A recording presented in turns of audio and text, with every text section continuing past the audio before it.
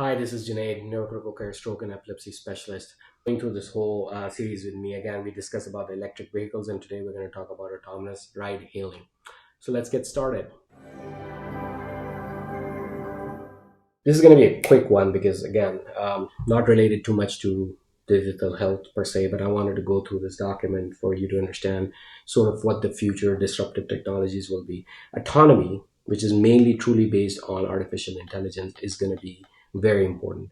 Ride hailing is basically like Uber, right? Or Lyft, or if you're in Pakistan, I suppose Careem, and of course there are other brands all over the world that are doing that taxi service. And without a doubt, if you can do autonomy on it, even let's say 66% of the year, let's say if it snows very badly or it rains very badly, there are thunderstorms and you have to stop that ride hailing feature, it is going to completely transform the way we do things. I mean, if it is, because the cost is very important, and this is where they actually come in. And honestly, I didn't realize that. So I'm going to just show you this. So ride hailing in itself is a cost per mile. That was a very important thing that I didn't realize, that cost per mile for a personally owned vehicle is actually going from 0.70 to zero point 0.7 to 0.7. This has not changed, right? Of course, when you went from, horse and buggy, now you're actually into a vehicle that has remained flat. So cost per mile for a personal vehicle is actually always been about the same. What we want to is decrease that 0.70 to 0.25. And I, believe it or not, I mean, I hate driving and I would hate to actually own a personal vehicle. And just me, I suppose. But at the end of the day, if I had an opportunity that the cost per mile is actually this low, I would never buy a car. And more importantly, my parents would love that. I mean, they hate driving too, especially older folks in general. It is much safer, believe it or not.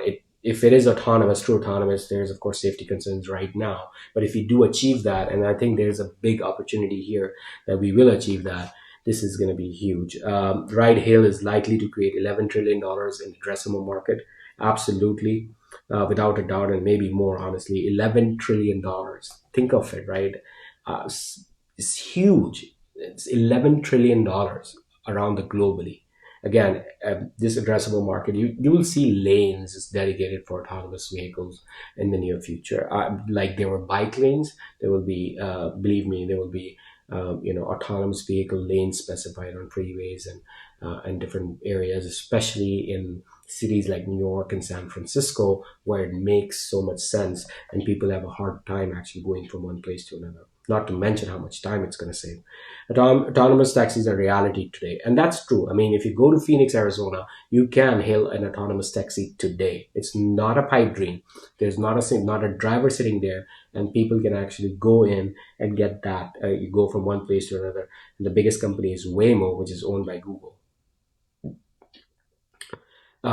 Again, we're looking at a significant shift from autonomous electrical vehicles to oil demand, and oil demands will decrease. That's another thing that they forecast, because if they're investment minded. So you have to look at where does it go? Global auto sales may have peaked in 2017, and that is actually true. The amount of vehicles that is needed within a particular market is actually, technically, with the population increase, it should increase. We are already 8 billion people. However, the population density is increasing, and the amount of people that are fitting into one vehicle, I suppose, is getting better.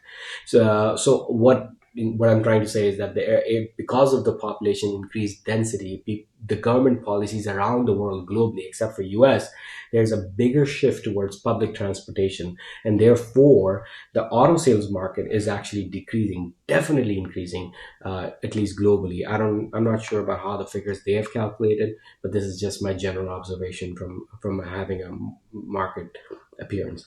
This is so true. Autonomous should eliminate about short-haul airline flights. Look, this is a true example, by the way. We were at Cancun for a vacation, I think in December, and then the Southwest thing happened that their software broke, so every freaking flight got delayed. During that flight delay, I mean, it was annoying. I was stuck at a Houston airport, so I had to come to Dallas. They were either I can sit there for another 12 hours for them to sort out their shit. I just called an Uber and came to Dallas for $212. Expensive, But at the end of the day, if that was decreased by what they're suspecting approximately by 50% or even 60%, I would stop ever flying to Houston. It's a 4 hour drive. I would definitely I generally do take my car. I drive myself. But again, if this was an odd situation, if there was an autonomous vehicle that would take me there, boy, that would be amazing. And I would love that better than even a train going there, because you have a private car. You can pull up your laptop, you're working through it, taking calls, doing video conferencing, all of that, right? So at the end of the day, I think this is so true, and such a fantastic way of looking at things in terms of how autonomous auto ride hailing will go. 4 trillion in revenue, no doubt, can dominate the enterprise value generated by autonomous mobility. And this is the word: autonomous platform providers. This is where Google plays, right? And that's why Waymo exists. Waymo doesn't exist. It does not make cars. Waymo's whole purpose is to sell to Ford an autonomous, vehicle thing. And so Tesla is doing the whole vertical integration thing, right? They build the car, they build the software, they build the platform, they build everything. But there are companies who are dedicated to this, and those companies will generate a massive amount of value. Absolutely. Next time, we're going to talk about autonomous logistics. Thank you so much for your time.